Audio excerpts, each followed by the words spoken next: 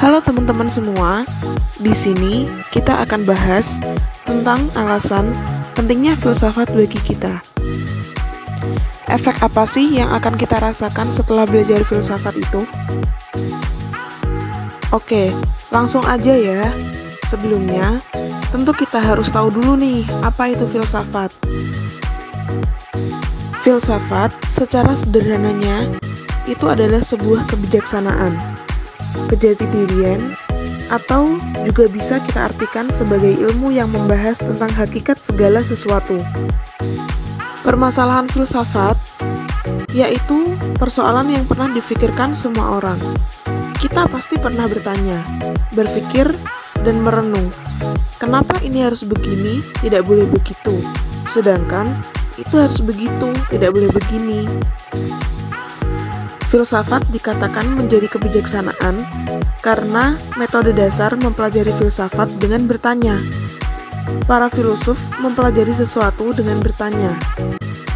Filsafat memang abstrak, namun tidak berarti filsafat sama sekali tidak bersangkut paut dengan kehidupan sehari-hari yang konkret. Keabstrakan filsafat tidak berarti bahwa filsafat itu tidak memiliki hubungan apapun juga dengan kehidupan nyata setiap hari. Kendati tidak memberi petunjuk praktis tentang bagaimana bangunan yang estetik dan elok, filsafat sanggup membantu manusia dengan memberi pemahaman tentang apa itu artistik dan elok. Banyak yang berkata seperti ini, jangan belajar filsafat, nanti kamu jadi ateis loh. Itu adalah buah pemikiran orang-orang awam. Sekarang, zaman sudah maju, peradaban sudah modern. Kita harus buang jauh-jauh pemikiran yang seperti itu. Ini nih manfaat kita setelah belajar filsafat. Yang pertama, kita bisa menjadi seseorang yang lebih kritis.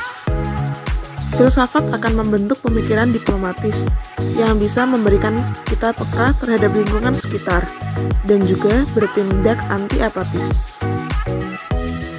Yang kedua, mampu berpikir secara rasional dan logis.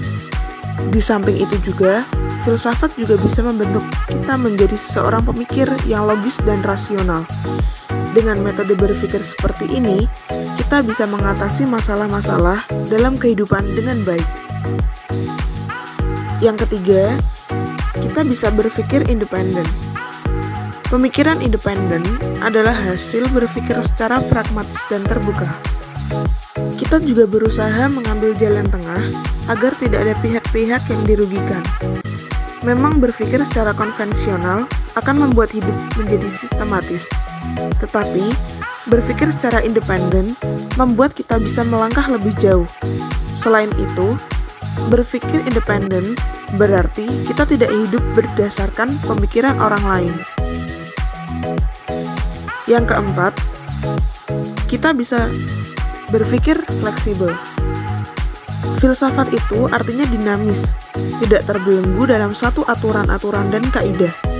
Ini akan membuat kita menjadi fleksibilitas berpikir, memiliki kemauan untuk mencoba hal baru. Tidak harus terikat dengan ide-ide lama, karena kita bisa menggantinya dengan ide-ide yang lebih efektif. Yang kelima, memperluas wawasan. Memiliki wawasan yang luas akan membuat kita lebih terampil di berbagai bidang. Ingat, peradaban dunia dibangun berdasarkan dari berbagai macam pemikiran. Di samping itu, kita akan memahami berbagai macam teori-teori dalam kehidupan, sehingga kita menjadi sadar betapa berharganya kehidupan itu. Yang keenam, memahami bahwa segala sesuatu akan terjadi berdasarkan sebab dan akibat. Prinsip ini disebut juga dengan kausalitas, bahwa segala sesuatu yang terjadi pasti ada sebab yang mengawalinya. Ketika kita ditanya tentang bagaimana sesuatu bisa terjadi, kita tidak lagi menjawab tidak tahu, karena kita sudah memiliki jawabannya.